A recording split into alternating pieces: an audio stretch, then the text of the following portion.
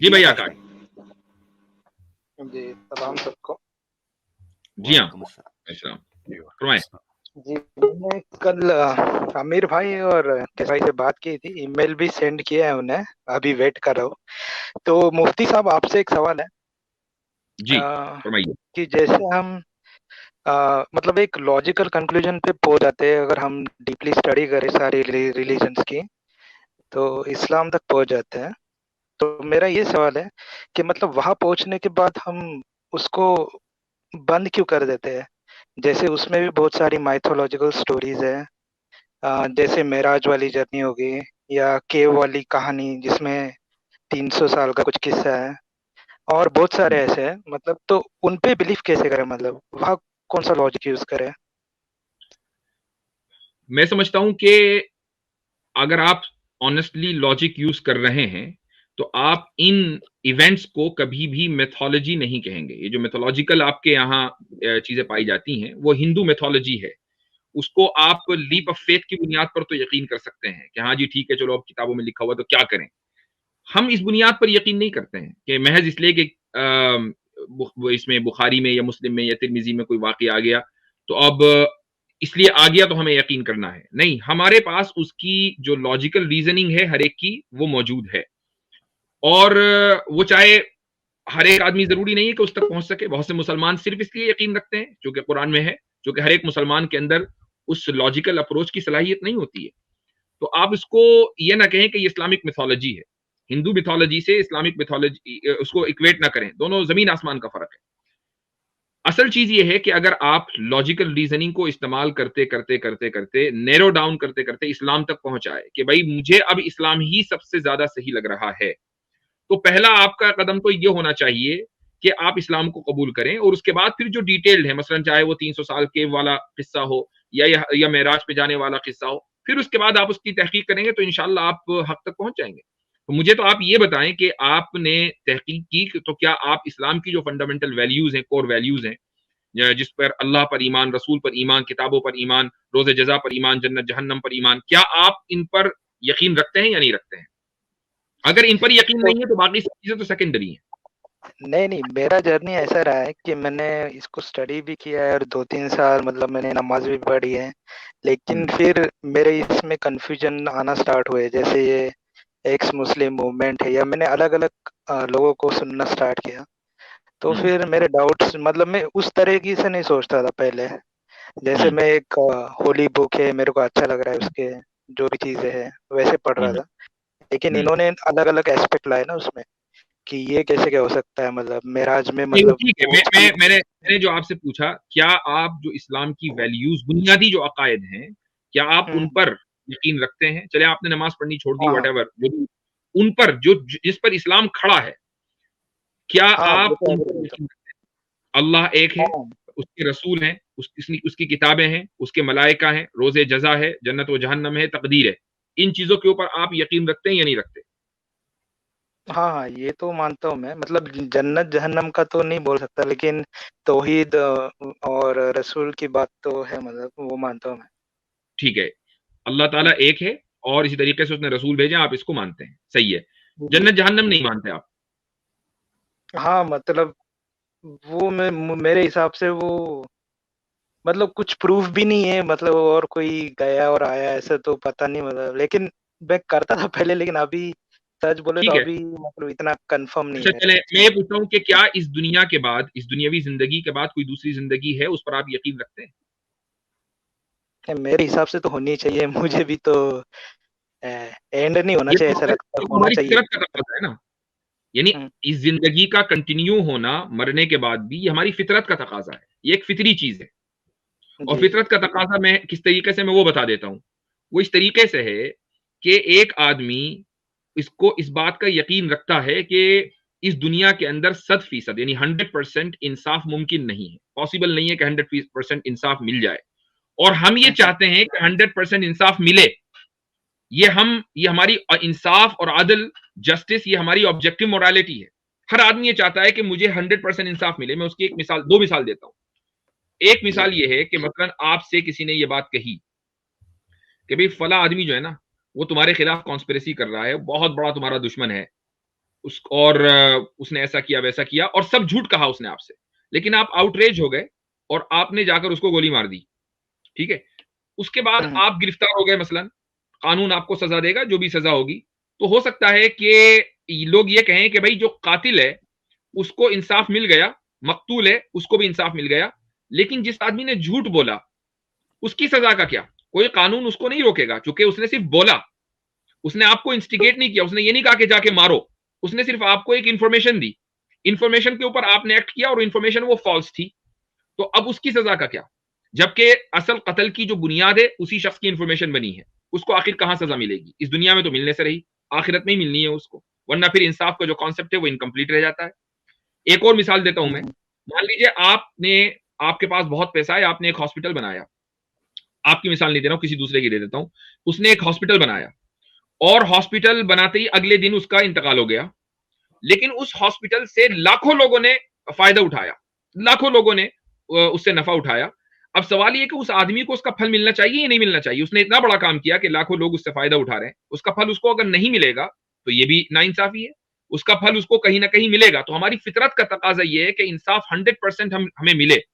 उसके लिए जरूरी है कि ये दुनियावी जिंदगी जो है उसके बाद भी आगे कोई ना कोई जिंदगी हो, रोजे जजा हो, जहां खुदा ताला जिसने हमें बनाया है वो हमारे कामों का यानी हिसाब ले और उसके मुताबिक वो फैसला करे। तो इसलिए आगे की जिंदगी ये फितरत का तकाजा है, और जब आगे की जिंदगी में हिसाब होगा और हिसाब के बाद रिवॉर्ड और पनिशमेंट है, तो उसी के लिए जन्नत और जहन्नम भी फितरी है। मुझे बताइए कि इसमें कौन सी चीज इलॉजिकल है? हाँ, नहीं ये आफ्टर लाइफ मतलब जस्टिस के हिसाब से तो सही है, क्योंकि अभी इंडिया इंडिया में भी देखे तो 2 से 3 करोड़ केसेस तो पेंडिंग है कोर्ट में, तो उनको इंसाफ कैसे मिलेगा? मतलब यहाँ तो मिलेगा ही नहीं।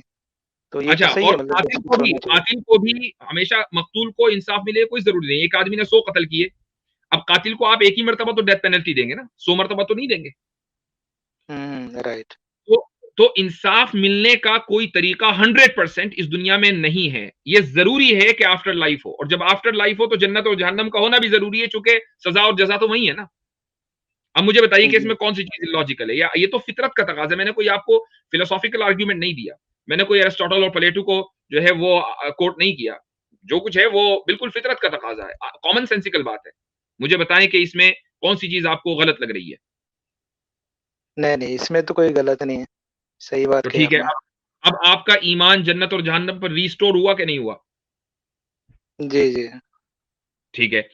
अब आ जाते हैं, ये जो दो आपने मिसालें दी हैं, मेराज की और इसी तरीके से असहाबे कहफ की, कैसर भाई इस ताल्लुक से मैं आप कुछ कहना चाहेंगे?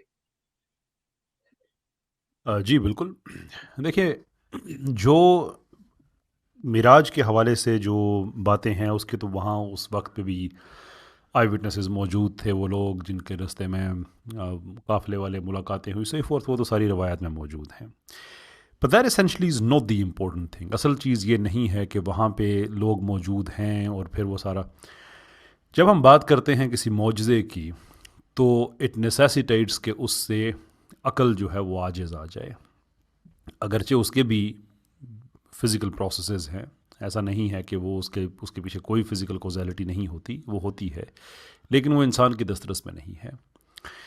इंसान के लिए ये रवा नहीं है कि वो दीन की बात करे और ईमान की बात करे और वो अंदर से महज़ब भी हो, यानी कि मुत्तक़ी, जो जहाँ से कुरान शुरू होता है कि हिदायत देती है ना मुत्तकीन को। तो कुछ लोग ये एतराज़ भी करते हैं कि जो मुत्तकी है उसको हिदायत की क्या ज़रूरत है। हालांकि इस यहाँ पे जो मुत्तकी का मतलब है वो ऐसा डरने वाला, जिसके अंदर ये तहज़ीब पाई जाती है कि वो हिदायत को लेने वाला है, वो डरने वाला है।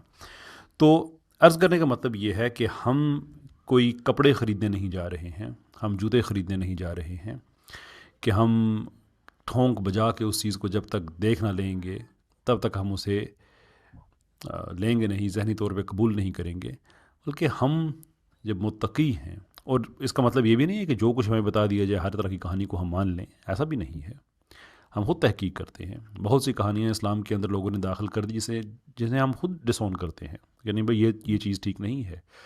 आमिर भाई भी गालवन बता रहे थे, ज़ुबैर अली ज़ई साहब ने गालवन से बहुत ज़्यादा काम किया है। बहुत से किस्से ऐसे हैं जो लोगों ने डाल दिए, तो हम कहते हैं नहीं भाई ऐसा नहीं। तो अगेन हाँ जी। रैशनैलिटी की बेस पे हम ये देखते हैं कि इस्लाम क्या हमारी तवक्कुआत पे पूरा उतरता है, क्या ये इंसान की ज़रूरियात को पूरा करता है, क्या ये एक बेहतरीन इस्लामी माशरा देता है। And if the answer is yes, and the answer is yes, तो उसमें अगर 2-3 चीज़ें ऐसी हैं जो कि सुपर नेचुरल हैं, हमें समझ नहीं आती हैं, तो उनकी बेस पे हम बाकी सारी चीज़ों को नेगेट नहीं कर देंगे, बल्कि इन चीज़ों को एक्सेप्ट करेंगे, और एक्सेप्ट करने के प्रोसेस में एक्सेप्ट करेंगे कि हम लिमिटेड हैं, और एक ऐसी ज़ात के सामने लिमिटेड हैं जो हमारे सामने लिमिटेड नहीं है, वो किसी के सामने भी लिमिटेड नहीं है। If that comes in form of a मोजज़ा के वो असहाबे कहफ के साथ जो हुआ, जो कि बेसिकली हो सकता है, वो मतलब वो साइंटिफिकली स्पीकिंग उसको समझना आज की दुनिया में काफ़ी आसान है, गिवन द फैक्ट कि बहुत से मुख्तलिफ टाइम का मिजाज आप कह लें, एक गैलेक्सी से दूसरी गैलेक्सी, इवन इस गैलेक्सी के अंदर भी मुमकिन है, इस कायनात के अंदर, हमारी इस दुनिया के अंदर मुमकिन है कि टाइम का इफ़ेक्ट एक आदमी पे एक तरह का हो, दूसरे पे दूसरे का ना हो। अभी जो एटॉमिक वॉचेस हैं वो ज़्यादा बेहतर प्रेडिक्ट करती हैं कि किसके ऊपर टाइम कितना ज़्यादा गुजरा, डिपेंडिंग उनके आपका लैटिट्यूड कितना था कितना नहीं था। अगेन द पॉइंट इज़ कि उसके कुछ शायबे हम साइंटिफिकली स्पीकिंग समझ सकते हैं, and if that is extrapolate into something bigger such as असहाबे कहफ का जो वाक़या है, तो मेरा नहीं ख्याल कि उसको हम इस वजह से हम कह सकते हैं कि नहीं मुझे इसमें शक है इसलिए कि मुझे वो समझ नहीं आ रहा। डू वी नो इनफ कि हम ईमान लेके आए अल्लाह ताला पे? If the answer is yes, तो इसका फिर लॉजिकल आगे जो आंसर बनता है वो ये है कि हम ये ज़िद करना छोड़ दें कि नहीं हमें हर चीज़ की ही समझ आए।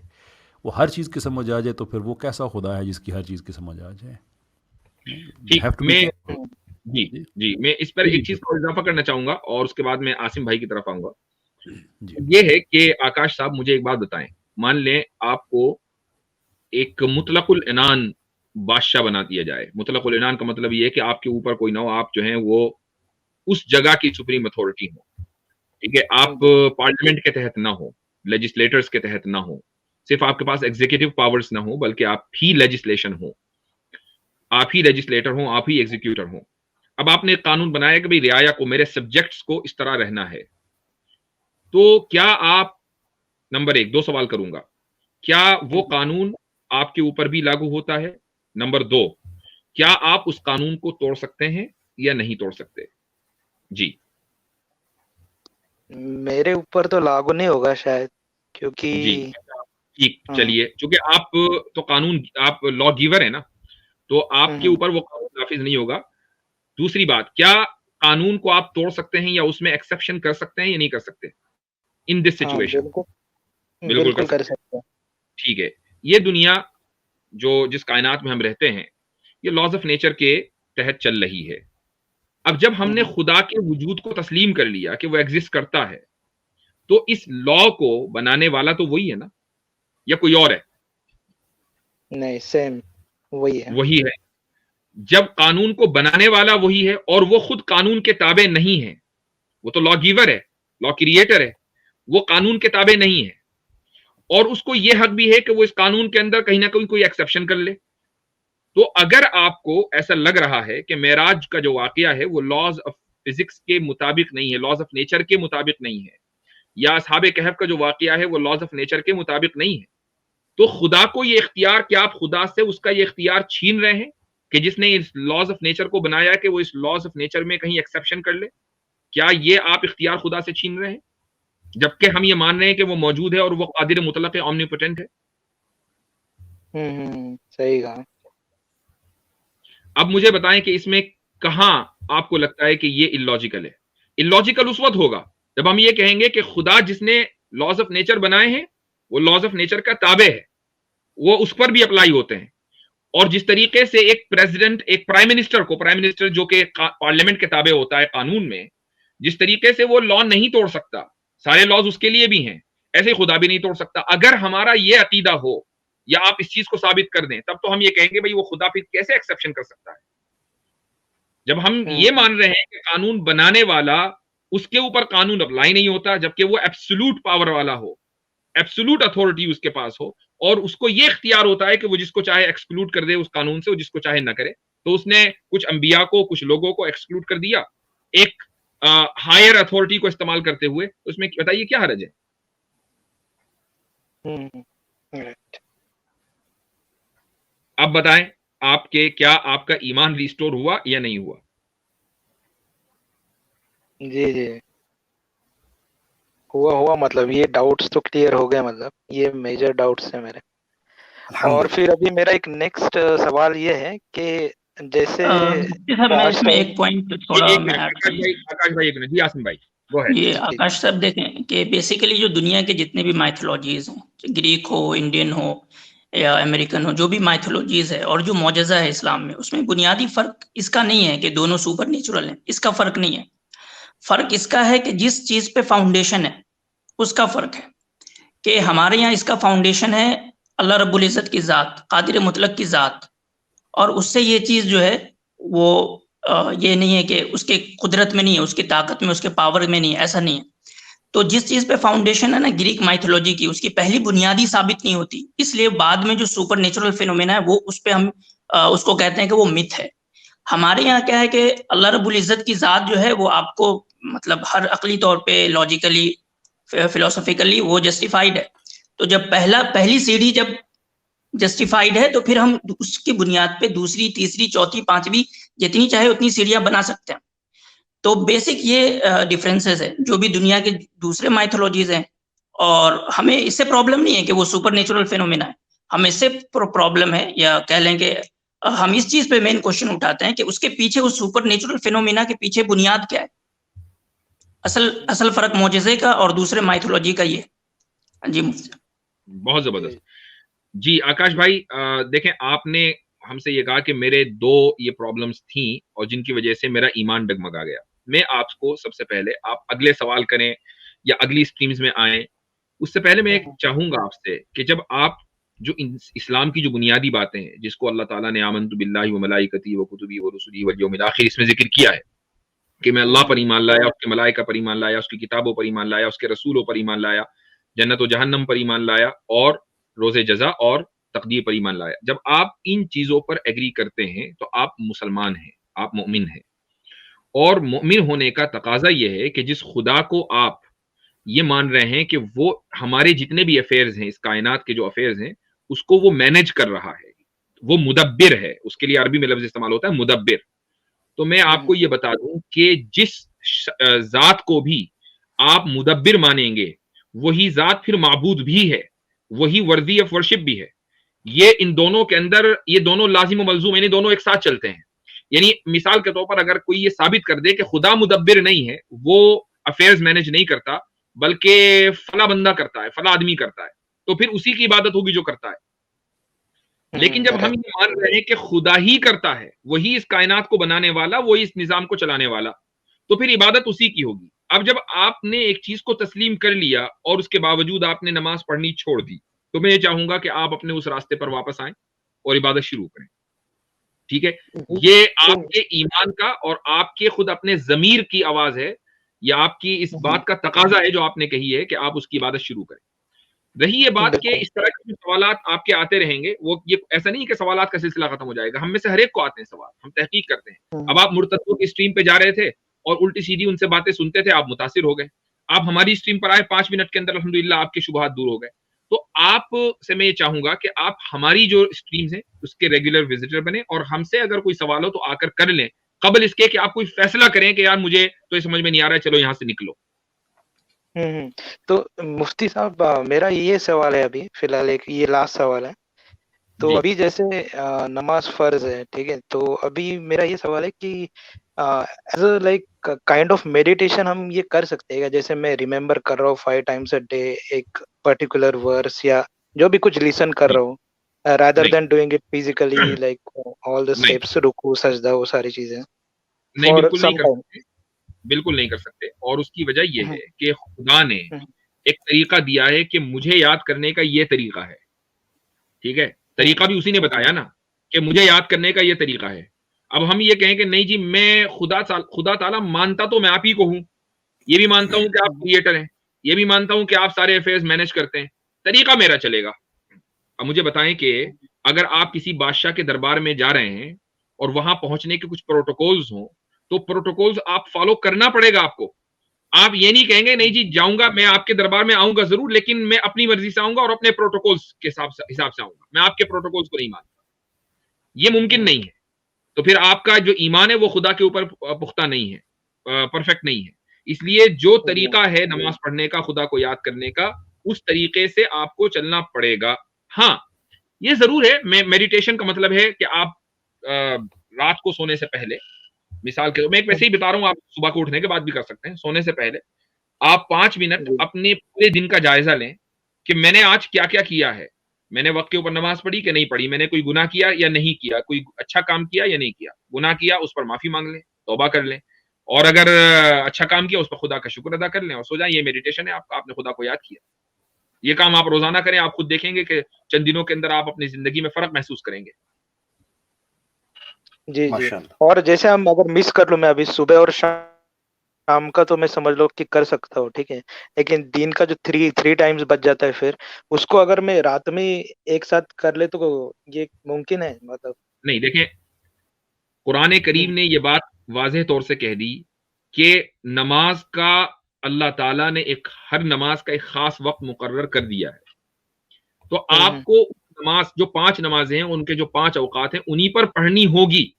यही फर्ज है। फर्ज का मतलब ये है कि you must do it, you have no other option. हाँ, उसमें यह है कि एक आदमी मान लीजिए किसी वजह से नहीं कर पाया, मसलन अलार्म लगाया, अलार्म नहीं बजा या कुछ भी है, वो सोता रह गया, ठीक है। अब जब उसकी आंख खुली तो अब वो कजा करेगा कि भाई मैं अपने वक्त के ऊपर ये अदा नहीं कर पाया था, चलो मैं अब मैं नमाज कजा कर लेता हूं। ये तो हो सकता है, लेकिन मैं आपको ये कह दूं कि नहीं जी, जानबूझकर आप जो है वो दिन की जो 3 नमाजें, चुके आप बिजी रहेंगे खाने में, पीने में, जॉब करने में, पढ़ने में, what ever you do in your life, तो आप रात को पढ़ लिया करें। ये मुमकिन नहीं है। आपको उन वक्तों में टाइम निकालना पड़ेगा, और आप अकेले नहीं हैं। दुनिया में बिलियंस ऑफ लोग ये काम कर रहे हैं जो वक्त के ऊपर नमाज पढ़ते हैं। जी। और उसका फायदा है आकाश भाई, उसका फायदा है। आप ये देखें कि जिन लोगों ने 5 वक्त, अच्छा कुछ इकोनॉमी की बात, जी मेरी दुकान, मेरा बिजनेस, ऐसे मुल्क हैं, मतलब मैं सऊदीया में रहा हूँ, ऐसे मुल्क हैं वहां पर शट डाउन हो जाता है नमाज के टाइम पे। अच्छी अर्निंग है, इंडिया और पाकिस्तान से उनकी करेंसी स्ट्रांग है, चाहे उसकी कुछ और, मगर नमाजें वहां पर चल रही हैं। कहने का मकसद ये है कि ये डिसिप्लिन आपकी लाइफ में ऑर्गेनाइज करता है आपको। जब आप 5 वक्त जाते हैं जमात के साथ मर्दों के लिए मस्जिद में, वो यूनिटी शो करता है, उससे एक दूसरे का हाल पूछा जाता है। एक नमाज मिस होती है, अगली बार वो मिलते हैं, वो आपसे पूछते हैं भाई क्यों नहीं आए, असर में बैठे थे, बड़ी जबरदस्त बात हुई। तो ये पूरा का पूरा सोसाइटी के अंदर यूनिटी पैदा करने का एक सिस्टम है, ये वजह है। और आपको ऑर्गेनाइज करता है, एक्टिव रखता है, हर वक्त आप नमाज 2 घंटे बाद, अच्छा, 3 आप घंटे अगर बाद। किसी ऐसी जगह पर हैं जहां मस्जिद नहीं है, जमात के साथ शामिल होना मुमकिन नहीं है, ठीक है, आप ऐसी जगह हैं, या आप के वो मतलब इस तरह के औकात हैं कि आप उससे, मुमकिन ही नहीं कि आप उससे हट सकें, तो मैं ये कहूंगा कि फिर आप उन वक्तों के अंदर इनफिरादी तौर पर तो अदा करें, यानी इंडिविजुअली। ठीक है, आप मस्जिद नहीं जा रहे हैं, जमात से नहीं पढ़ रहे, लेकिन इंडिविजुअली जो है अपने वक्त के ऊपर नमाज पढ़ना जरूरी है। आप उसकी पाबंदी शुरू करें। जी। हज़रत, मैं यहाँ पे एक बात करना चाहूंगा कि इससे मतलब ये साबित होता है कि हम जब गॉड कहते हैं ना, तो फिर गॉड मानते भी हैं। जी, ऐसा नहीं होता कि कह तो दिए गॉड, लेकिन चल रही अपनी मर्जी की। और इसका एक बहुत बड़ा असर ये होता है कि एक साहब हैं, उन्होंने, वो रिवर्ट थे, वो पंडित थे, तो और मतलब पंडित इन द सेंस की ब्राह्मण थे, और वो सरकारी टीचर थे। जी। तो वो जब उनकी बल्कि बाकायदा वीडियो यूट्यूब पर मौजूद है, वो अपनी स्टोरी बयान करते हैं कि मैं मुसलमान कैसे हुआ। तो उसमें वो कहते हैं कि मैं जब पढ़ा रहा था तो एक लड़का था, वो बाकायदा जोहर की मतलब जब ये इंटरवल होता तो वो जाता और इंटरवल होने के आधा घंटे बाद आता। तो रोज मार खा रहा है। तो मैंने एक बार उससे कहा कि भाई क्या करते हो?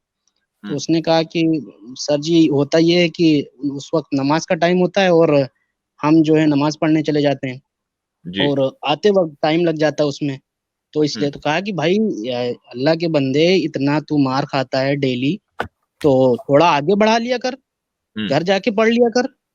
तो उसने बड़ी प्यारी बात कही। उसने कहा कि आपका गॉड आपके ताबे है, लेकिन हम अपने गॉड के ताबे हैं। अल्लाहु अकबर, क्या बात, क्या बात। ये बात उस टीचर को इतनी ट्रिगर कर गई। उसने कहा कि बस अब मतलब एक छोटा बच्चा अभी जो 11वीं 10वीं 12वीं में है, वो इस चीज को मतलब ऐसे बयान कर रहा है कि जैसे बिल्कुल सारी बातें उसके ऊपर खुल गई हूँ, और मैं इतना बड़ा हो गया, मैं ब्राह्मण हूँ और अपने गॉड को मतलब गॉड क्या और एक आदमी का भी दर्जा नहीं दे पा रहा हूँ। जी जब मर्जी आती उसके पास जाता हूँ, जब मर्जी आती जाता ही नहीं। ये नाम उनका है, ये उन्हीं का नाम है, अहमद पंडित, कुछ अभी किसी साहब जी ने लिखा, अहमद जी पंडित जी नाम है। ये आशीष जी जी तिवारी जी भाई जी लिख रहे हैं। जी जी अच्छा, जी जी अहमद पंडित। जबरदस्त जबरदस्त, माशाल्लाह। तो मेरे भाई जी आकाश, आप जो है ये जो मुर्तदों के चक्कर में, अपोस्टेट्स के चक्कर में ना पड़े, और उसकी वजह ये है कि अभी आपका इल्म बहुत ही लिमिटेड है, और उसकी जाहिर है कि वो होगा भी, चूंकि अभी आप नया नया एक्सप्लोर कर रहे हैं। तो अगर कभी भी कोई डाउट हो तो आप हमारे पास आए, इंशाल्लाह कोशिश करेंगे हम आपके डाउट को बिल्कुल उसको हल करें, और आप इस्लाम के ऊपर जम जाएं। आपके खुदा का मखलूक होने और उसके बंदे होने का यही तकाजा है कि आप उसकी बात माने और उसके तरीके पर चले। कैसर भाई, आप कुछ कहना चाहेंगे अगले कॉलर को जी लेने से पहले? जी मैं विड्रॉ करता हूँ। मैं असल में जा रहा था, इजाज़त मांगने लगा था, लेकिन एक एक मिर्ज़ा इकबाल साहब हैं, माफ़ी चाहूँगा, हाँ उनको ले लेते उन्होंने हैं। मुझे रोक जी लिया है। तो जी जी अच्छा जी जी अच्छा और रोक एक लिया। ये जाने से पहले एक रिक्वेस्ट की, केसर जी भाई और आमिर हक भाई, मैंने ईमेल किया है और हाँ जी रिस्पॉन्ड जी कीजिए मुझे एक मिल दो गया, दिन में। मुझे मिल जी गया, और मुझे आपसे लास्ट टाइम भी बात करके अच्छा लगा था। जैसे आप आए हैं इंशाल्लाह आपसे मैं बात करेंगे, नो प्रॉब्लम। ठीक है, और बहुत मुफ्ती अच्छा। साहब आप भी एक ईमेल आईडी दे दो आपका, तो फिर मैं कांटेक्ट कर लूंगा। जी, मेरा ईमेल है askmufti@gmail.com, आसान है। ठीक है चलेगा, ठीक है थैंक यू। ओ और मैं कोशिश करता हूँ करने का जो भी आपने कहा। Thank you. बहुत चले, शुक्रिया। अच्छा हजरत